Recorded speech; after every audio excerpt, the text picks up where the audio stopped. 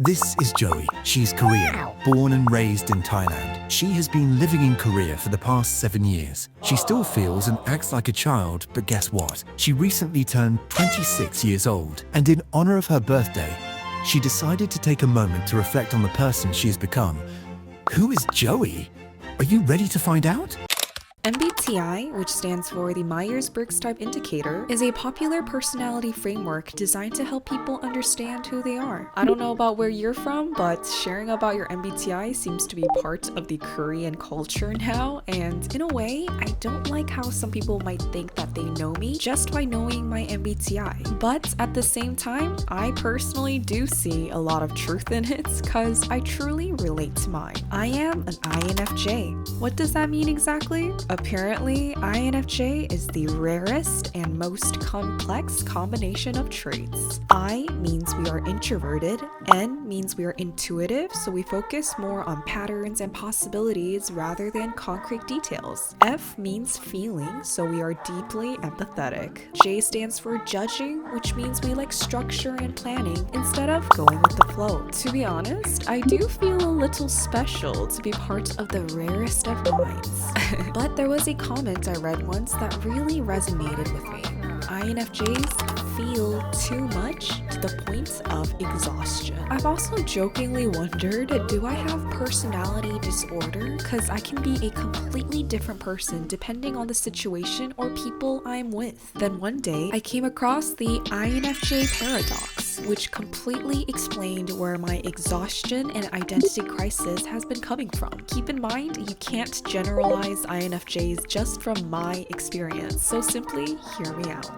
My INFJ paradox is I want deep connections, but also avoid opening up. Many people say I come across as a very extroverted and energetic person from the way I present myself. I do see where they're coming from, but who I truly am is someone who values quality over quantity, so I have a very high standard of what I consider a friend, which is why my social circle is small and limited. Although we're empathetic, INFJs are very careful about who they open up to. Since I value meaningful relationships but have a limited source of energy due to my introvertedness, I choose whom to spend my time and emotional energy on. And during that time, I would rather talk about one's purpose in life, how they see the world, deep and heavy topics, rather than talking about simple things. I totally understand the importance of small talk, but it feels draining to me because I have this urge to make every moment of my time meaningful. Even if we just met, I have no problem listening to your deepest thoughts and secrets. Yet, hypocritically, it takes me a long time to share my deepest thoughts because I have this mindset, if you aren't going to genuinely care, I don't want to share about myself. As a highly empathetic person, I can tell when people are being superficial.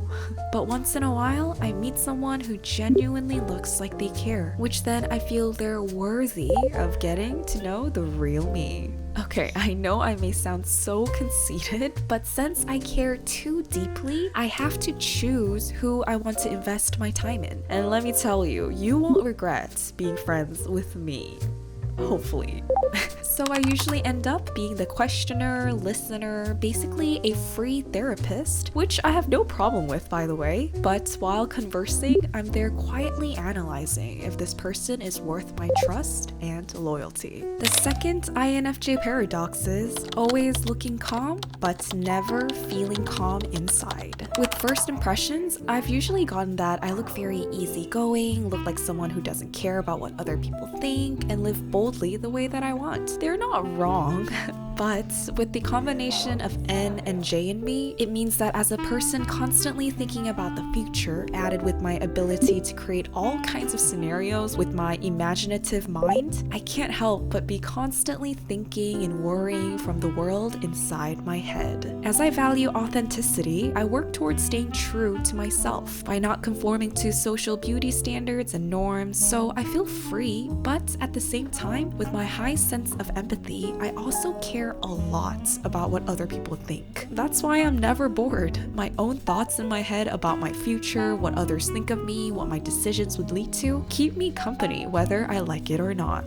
I feel emotions deeply, but process them internally rather than showing them, so I may look calm on the outside, but you'll never know how I am feeling on the inside, because INFJs tend to be experts in hiding inside the world they've created in their head. Speaking of hiding, this leads to the third INFJ paradox. We know people better than they know themselves, but question who we really are. INFJs are like chameleons. Depending on who we are with, we match their energy to blend in. Not only am I good, but I enjoy analyzing what type of person someone is. Since I'm quite intuitive, I often sense what someone is feeling or thinking without it being said. By recognizing patterns based on subtle cues, facial expressions, posture, I notice what most people miss. As I am highly perceptive as well, I'm good at reading between the lines in people's moods. So by watching someone's behavior, I can quickly decipher what kind of person they are or their intentions towards me. That's why being genuine is so important to me, because I can tell when people are being fake.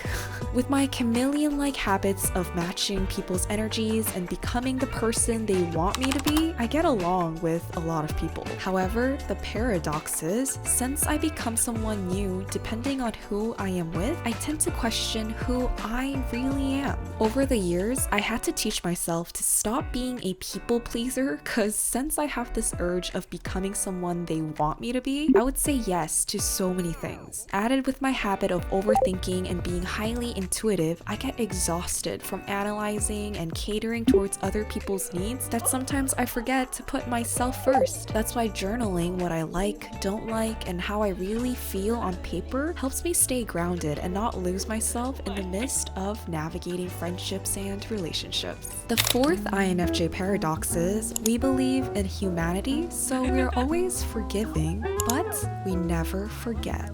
I always practice giving the benefit of the doubt. Since I am a very empathetic person, I can easily put myself in other people's shoes, which means I am very understanding. I prefer being the peacemaker, so it's really hard to make me mad to the point where verbally fighting. If someone did something wrong or has odd social behaviors, I do judge them with reasoning, where I'm asking myself, why are they acting like that? Where is it coming from? Are they having a bad day? Did I do something wrong? I really try to break down and understand people's negative behaviors or habits, because I truly believe that there's good in everyone. I have this desire of making the world a better place, so it starts with believing in humanity and that people can make mistakes. So by giving people the benefit of the doubt, I'm quite forgiving and understanding. However, the paradox is, I never forget.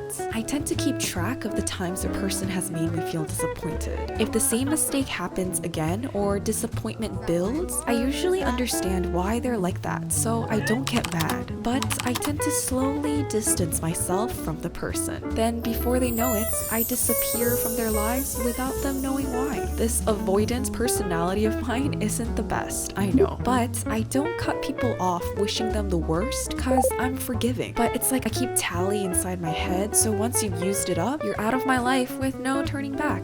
Kinda scary, right? Not only will you never know what INFJs are really thinking, they might suddenly disappear out of your life without you knowing why. The fifth INFJ paradox is, we want independence, but we also fear abandonment. I'm quite controlling when it comes to my time. As I'm always thinking about the future, I plan out my day, my outfits, basically everything.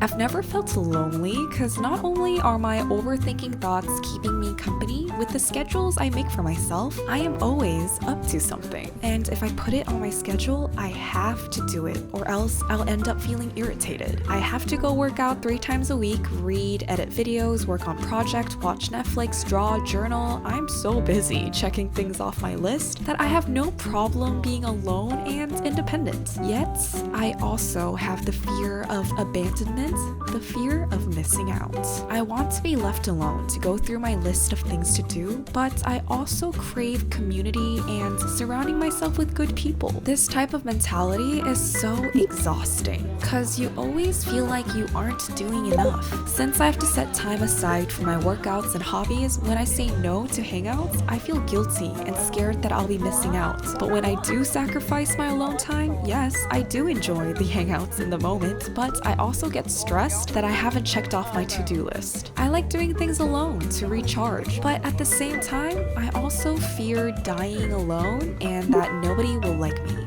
So this constant battle of balancing out my alone time and social life can get quite exhausting because I never feel like I'm doing enough. Speaking of never feeling good enough, the last INFJ paradox of mine is always dreaming big but never feeling big enough. Purpose is so important to me. Not just existing, but living intentionally is what I value. So determining why I do what I do is what drives me to keep living. Since making the world a better place is one of the biggest values of mine, my dreams center around thinking of ways to help people or give back to the community. I have pretty clear personal values and often make decisions based on what feels right rather than what's expected. That's why I find superficial tasks so draining. If the work that I do does not align or contribute in any way to my purpose, I have zero motivation or interest in getting the job done. With my rich inner world of ideas and visions, I strive to act with intention and meaning no matter how big or small. However, along with my big dreams, the voice inside my head telling me that I'm not good enough is also so loud. I notice that my happiness depends on my level of productivity. On days I get everything done on my list, I feel so proud. But if unexpected things happen that make me lose focus, I feel extremely disappointed in myself. So my biggest cheerleader as well as enemy